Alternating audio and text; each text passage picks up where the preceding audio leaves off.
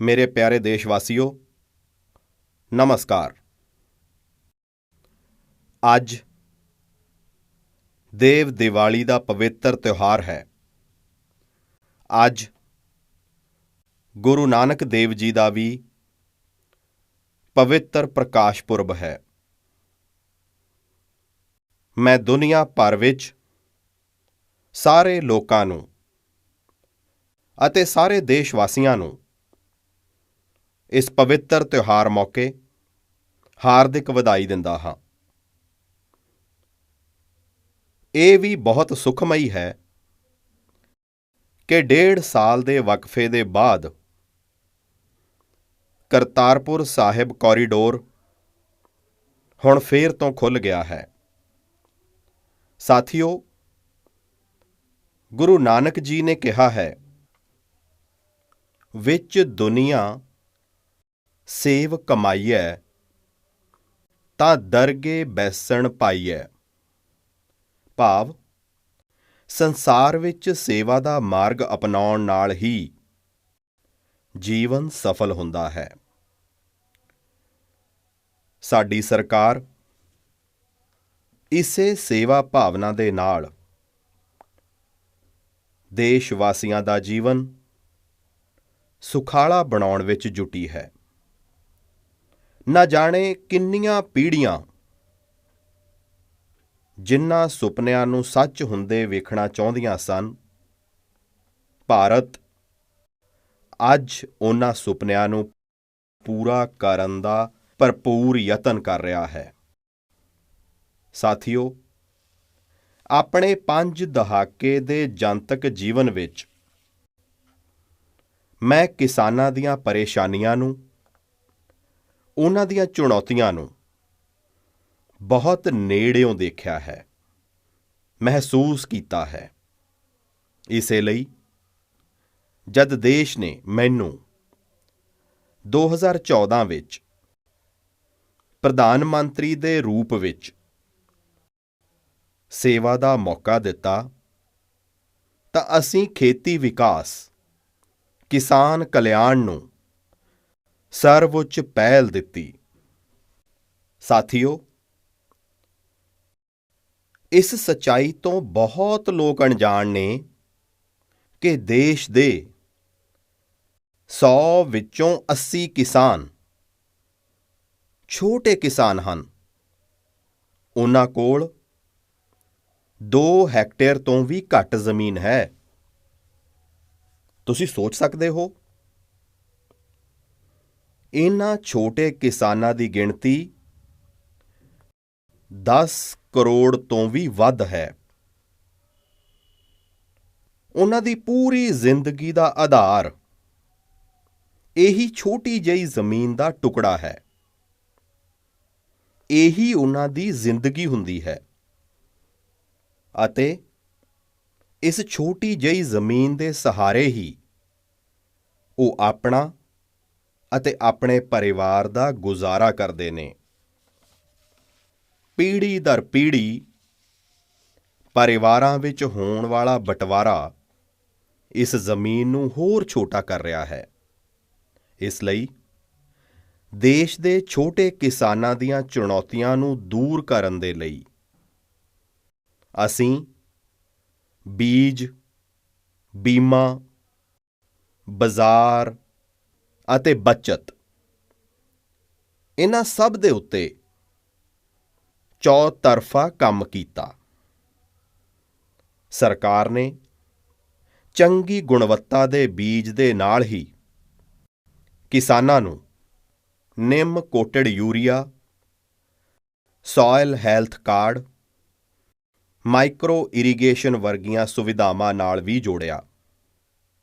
ਅਸੀਂ 22 crore soil health card ਕਿਸਾਨਾਂ ਨੂੰ ਦਿੱਤੇ ਅਤੇ ਇਸ ਵਿਗਿਆਨਕ ਮੁਹਿੰਮ ਦੇ ਕਾਰਨ ਐਗਰੀਕਲਚਰ ਪ੍ਰੋਡਕਸ਼ਨ ਵੀ ਵਧਿਆ। ਸਾਥੀਓ,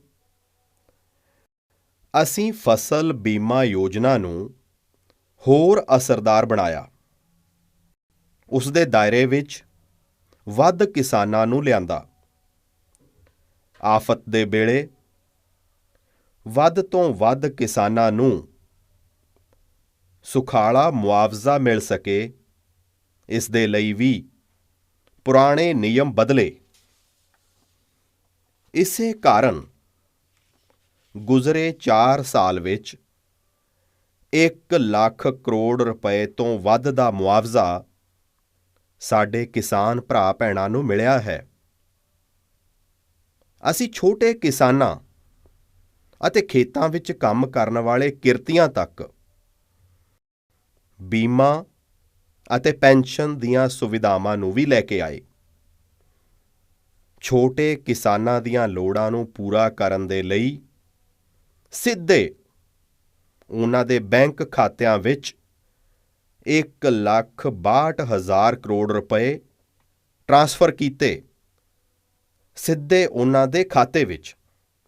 ਸਾਥੀਓ, ਕਿਸਾਨਾਂ ਨੂੰ ਉਹਨਾਂ ਦੀ ਮਿਹਨਤ ਦੇ ਬਦਲੇ ਪੈਦਾਵਾਰ ਦੀ ਸਹੀ ਕੀਮਤ ਮਿਲੀ। ਇਸ ਦੇ ਲਈ ਵੀ ਅਨੇਕ ਕਦਮ ਚੁੱਕੇ ਗਏ। ਦੇਸ਼ ਨੇ ਆਪਣੇ ਰੂਰਲ ਮਾਰਕੀਟ ਇਨਫਰਾਸਟ੍ਰਕਚਰ ਨੂੰ ਮਜ਼ਬੂਤ ਕੀਤਾ। ਅਸੀਂ MSP ਤਾਂ ਵਧਾਈ ਹੀ, ਨਾਲ ਹੀ ਨਾਲ ਰਿਕਾਰਡ ਸਰਕਾਰੀ ਖਰੀਦ ਕੇਂਦਰ ਵੀ ਬਣਾਏ।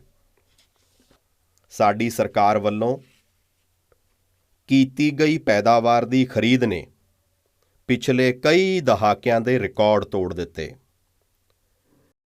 ਦੇਸ਼ ਦੀਆਂ 1000 ਤੋਂ ਵੱਧ ਮੰਡੀਆਂ ਨੂੰ ਈ-ਨਾਮ ਯੋਜਨਾ ਨਾਲ ਜੋੜ ਕੇ ਅਸੀਂ ਕਿਸਾਨਾਂ ਨੂੰ ਕਿਤੇ ਵੀ ਆਪਣੀ ਪੈਦਾਵਾਰ ਵੇਚਣ ਦਾ ਇੱਕ ਪਲੇਟਫਾਰਮ ਦਿੱਤਾ ਅਤੇ ਇਸ ਦੇ ਨਾਲ ਹੀ ਦੇਸ਼ ਭਰ ਦੀਆਂ ਮੰਡੀਆਂ ਦੇ ਆਧੁਨਿਕੀਕਰਨ ਉੱਤੇ ਵੀ ਅਸੀਂ ਕਰੋੜਾਂ ਰੁਪਏ ਖਰਚ ਕੀਤੇ।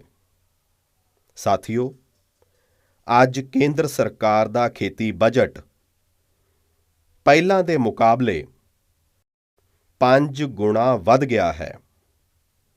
ਹਰ ਵਰ੍ਹੇ 1.25 ਲੱਖ ਕਰੋੜ ਰੁਪਏ ਤੋਂ ਵੱਧ ਖੇਤੀਬਾੜੀ ਤੇ ਖਰਚ ਕੀਤੇ ਜਾ ਰਹੇ ਨੇ। 1 ਲੱਖ ਕਰੋੜ ਰੁਪਏ ਦੇ ਐਗਰੀਕਲਚਰ ਇਨਫਰਾਸਟ੍ਰਕਚਰ ਫੰਡ ਦੇ ਜ਼ਰੀਏ ਪਿੰਡ ਅਤੇ ਖੇਤ ਦੇ ਨੇੜੇ ਭੰਡਾਰਨ, ਇਸ ਦਾ ਪ੍ਰਬੰਧ, ਖੇਤੀ ਉਪਕਰਨਾਂ ਵਰਗੀਆਂ ਅਨੇਕ ਸੁਵਿਧਾਵਾਂ ਦਾ ਵਿਸਥਾਰ, ਇਹ ਸਾਰੀਆਂ ਗੱਲਾਂ ਤੇਜ਼ੀ ਨਾਲ ਹੋ ਰਹੀਆਂ ਨੇ। ਛੋਟੇ ਕਿਸਾਨਾਂ ਦੀ ਤਾਕਤ ਵਧਾਉਣ ਦੇ ਲਈ 10,000 FPO ਕਿਸਾਨ ਉਤਪਾਦਨ ਸੰਗਠਨ ਬਣਾਉਣ ਦੀ ਮੁਹਿੰਮ ਵੀ ਜਾਰੀ ਹੈ।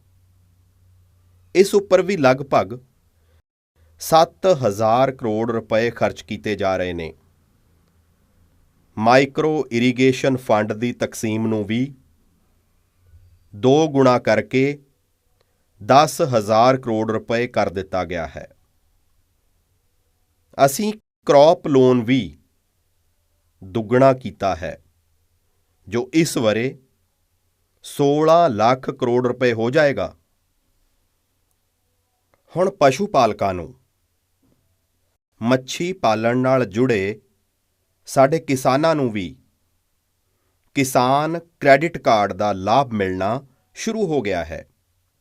ਭਾਵ ਸਾਡੀ ਸਰਕਾਰ ਕਿਸਾਨਾਂ ਦੇ ਹਿੱਤ ਵਿੱਚ ਹਰ ਸੰਭਵ ਕਦਮ ਚੁੱਕ ਰਹੀ ਹੈ। ਲਗਾਤਾਰ ਇੱਕ ਤੋਂ ਬਾਅਦ ਇੱਕ ਕਦਮ ਚੁੱਕਦੀ ਜਾ ਰਹੀ ਹੈ। ਕਿਸਾਨਾਂ ਦੀ ਆਰਥਿਕ ਸਥਿਤੀ ਸੁਧਰੇ, ਉਹਨਾਂ ਦੀ ਸਮਾਜਿਕ ਸਥਿਤੀ ਮਜ਼ਬੂਤ ਹੋਵੇ, ਇਸ ਦੇ ਲਈ ਪੂਰੀ ਇਮਾਨਦਾਰੀ ਨਾਲ ਕੰਮ ਕਰ ਰਹੀ ਹੈ।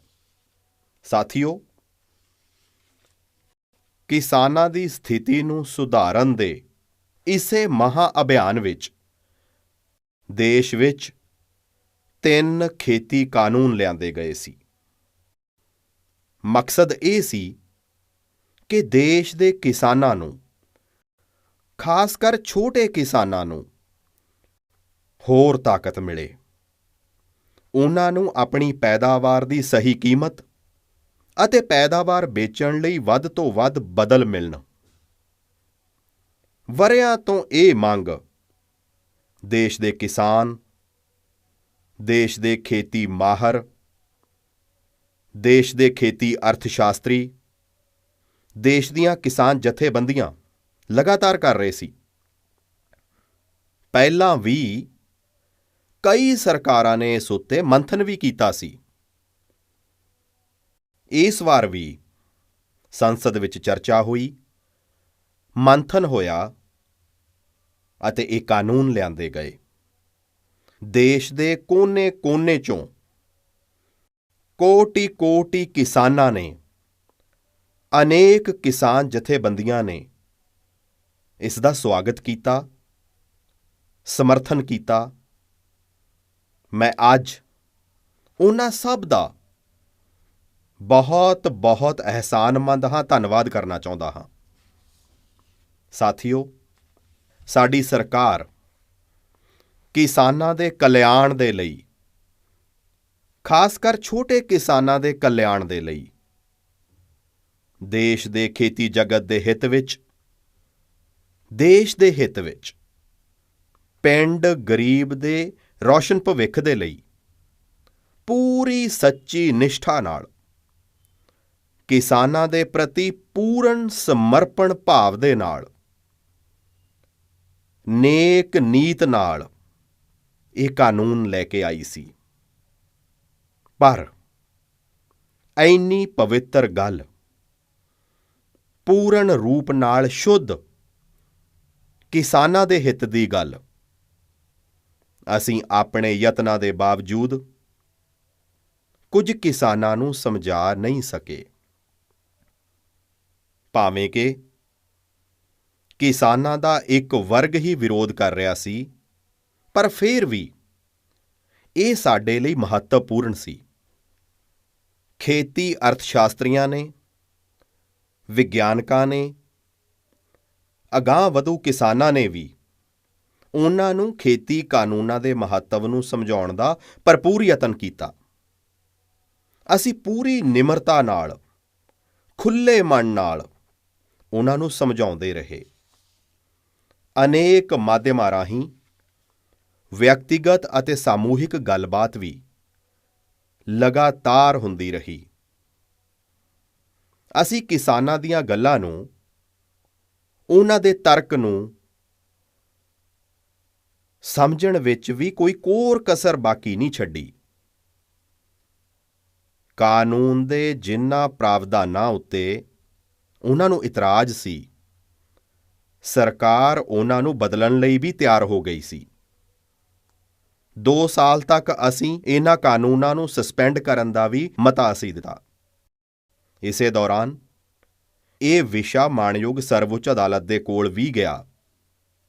ਇਹ ਸਾਰੀਆਂ ਗੱਲਾਂ ਦੇਸ਼ ਦੇ ਸਾਹਮਣੇ ਹਨ, ਇਸੇ ਲਈ ਮੈਂ ਇਹਨਾਂ ਦੇ ਜ਼ਿਆਦਾ ਵਿਸਥਾਰ ਵਿੱਚ ਨਹੀਂ ਜਾਵਾਂਗਾ।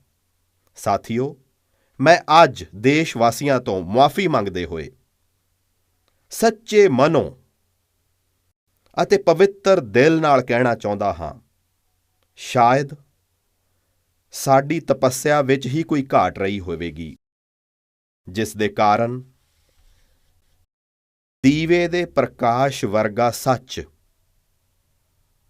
ਕੁਝ ਕਿਸਾਨ ਭਰਾਵਾਂ ਨੂੰ ਅਸੀਂ ਸਮਝਾ ਨਹੀਂ ਸਕੇ। ਅੱਜ ਗੁਰੂ ਨਾਨਕ ਦੇਵ ਜੀ ਦਾ ਪਵਿੱਤਰ ਪ੍ਰਕਾਸ਼ ਪੁਰਬ ਹੈ। ਇਹ ਸਮਾਂ ਕਿਸੇ ਨੂੰ ਵੀ ਦੋਸ਼ ਦੇਣ ਦਾ ਨਹੀਂ ਹੈ।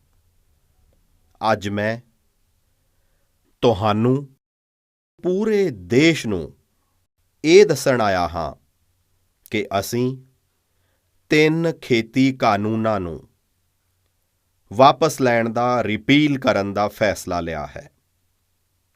ਇਸ ਮਹੀਨੇ ਦੇ ਅਖੀਰ ਵਿੱਚ ਸ਼ੁਰੂ ਹੋਣ ਜਾ ਰਹੇ ਸੰਸਦ ਸੈਸ਼ਨ ਵਿੱਚ ਇਸੇ ਮਹੀਨੇ ਅਸੀਂ 3 ਖੇਤੀ ਕਾਨੂੰਨਾਂ ਨੂੰ ਰਿਪੀਲ ਕਰਨ ਦੀ ਸੰਵਿਧਾਨਕ ਪ੍ਰਕਿਰਿਆ ਨੂੰ ਪੂਰਾ ਕਰ ਦੇਵਾਂਗੇ। ਸਾਥੀਓ, ਮੈਂ ਅੱਜ ਆਪਣੇ ਸਾਰੇ ਅੰਦੋਲਨਕਾਰੀ ਕਿਸਾਨ ਸਾਥੀਆਂ ਨੂੰ ਬੇਨਤੀ ਕਰ ਰਿਹਾ ਹਾਂ, ਅੱਜ ਗੁਰਪੁਰਬ ਦਾ ਪਵਿੱਤਰ ਦਿਨ ਹੈ। ਹੁਣ ਤੁਸੀਂ ਆਪੋ ਆਪਣੇ ਘਰ ਪਰਤੋ। ਆਪਣੇ ਖੇਤੀ ਪਰਤੋ, ਆਪਣੇ ਪਰਿਵਾਰਾਂ ਵਿੱਚ ਪਰਤੋ। ਆਓ ਇੱਕ ਨਵੀਂ ਸ਼ੁਰੂਆਤ ਕਰਦੇ ਹਾਂ, ਨਵੇਂ ਸਿਰੇ ਤੋਂ ਅੱਗੇ ਵਧਦੇ ਹਾਂ। ਸਾਥੀਓ, ਅੱਜ ਹੀ ਸਰਕਾਰ ਨੇ ਖੇਤੀ ਖੇਤਰ ਨਾਲ ਜੁੜਿਆ ਇੱਕ ਹੋਰ ਅਹਿਮ ਫੈਸਲਾ ਲਿਆ ਹੈ। ਜ਼ੀਰੋ ਬਜਟ ਖੇਤੀ, ਭਾਵ ਕੁਦਰਤੀ ਖੇਤੀ ਨੂੰ ਹੱਲਾਸ਼ੇਰੀ ਦੇਣ ਲਈ ਦੇਸ਼ ਦੀਆਂ ਬਦਲਦੀਆਂ ਲੋੜਾਂ ਨੂੰ ਧਿਆਨ ਵਿੱਚ ਰੱਖ ਕੇ ਕ੍ਰੌਪ ਪੈਟਰਨ ਨੂੰ ਵਿਗਿਆਨਕ ਤਰੀਕੇ ਨਾਲ ਬਦਲਣ ਦੇ ਲਈ ਐਮਐਸਪੀ ਨੂੰ ਹੋਰ ਜ਼ਿਆਦਾ ਅਸਰਦਾਰ ਅਤੇ ਪਾਰਦਰਸ਼ੀ ਬਣਾਉਣ ਦੇ ਲਈ ਅਜਿਹੇ ਸਾਰੇ ਵਿਸ਼ਿਆਂ ਉੱਪਰ ਭਵਿੱਖ ਨੂੰ ਧਿਆਨ ਵਿੱਚ ਰੱਖਦੇ ਹੋਏ ਫੈਸਲੇ ਲੈਣ ਲਈ ਇੱਕ ਕਮੇਟੀ ਦਾ ਗਠਨ ਕੀਤਾ ਜਾਵੇਗਾ। ਇਸ ਕਮੇਟੀ ਵਿੱਚ ਕੇਂਦਰ ਸਰਕਾਰ, ਸੂਬਾ ਸਰਕਾਰਾਂ ਦੇ ਨੁਮਾਇੰਦੇ ਹੋਣਗੇ, ਕਿਸਾਨ ਹੋਣਗੇ, ਖੇਤੀ ਵਿਗਿਆਨੀ ਹੋਣਗੇ, ਖੇਤੀ ਅਰਥਸ਼ਾਸਤਰੀ ਹੋਣਗੇ। ਸਾਥੀਓ, ਸਾਡੀ ਸਰਕਾਰ ਕਿਸਾਨਾਂ ਦੇ ਹਿੱਤ ਵਿੱਚ ਕੰਮ ਕਰਦੀ ਰਹੀ ਹੈ ਤੇ ਅੱਗੇ ਵੀ ਕਰਦੀ ਰਹੇਗੀ। ਮੈਂ ਗੁਰੂ ਗੋਬਿੰਦ ਸਿੰਘ ਜੀ ਦੀ ਭਾਵਨਾ ਵਿੱਚ ਆਪਣੀ ਗੱਲ ਸਮਾਪਤ ਕਰਾਂਗਾ। ਦੇਹ ਸ਼ਿਵਾ ਬਰ ਮੋਹੈ ਇਹੈ, ਸ਼ੁਭ ਕਰਮਨ ਤੇ ਕਬਹੂ ਨਾ ਟਰੋਂ। ਹੇ ਦੇਵੀ, ਮੈਨੂੰ ਇਹ ਵਰ ਦਿਓ ਕਿ ਮੈਂ ਸ਼ੁਭ ਕਰਮ ਕਰਨ ਤੋਂ ਕਦੇ ਪਿੱਛੇ ਨਾ ਹਟਾਂ। ਜੋ ਕੀਤਾ ਕਿਸਾਨਾਂ ਦੇ ਲਈ ਕੀਤਾ, ਜੋ ਕਰ ਰਿਹਾ ਹਾਂ ਦੇਸ਼ ਦੇ ਲਈ ਕਰ ਰਿਹਾ ਹਾਂ। ਆਪ ਸਭ ਦੇ ਅਸ਼ੀਰਵਾਦ ਨਾਲ ਮੈਂ ਮਿਹਨਤ ਵਿੱਚ ਪਹਿਲਾਂ ਵੀ ਕੋਈ ਘਾਟ ਨਹੀਂ ਰੱਖੀ ਸੀ। ਅੱਜ ਮੈਂ ਤੁਹਾਨੂੰ ਭਰੋਸਾ ਦਿਵਾਉਂਦਾ ਹਾਂ ਕਿ ਹੁਣ ਹੋਰ ਵੱਧ ਮਿਹਨਤ ਕਰਾਂਗਾ ਤਾਂ ਕਿ ਤੁਹਾਡੇ ਸੁਪਨੇ ਸਾਕਾਰ ਹੋ ਸਕਣ, ਦੇਸ਼ ਦੇ ਸੁਪਨੇ ਸਾਕਾਰ ਹੋ ਸਕਣ। ਤੁਹਾਡਾ ਬਹੁਤ ਬਹੁਤ ਧੰਨਵਾਦ। ਨਮਸਕਾਰ।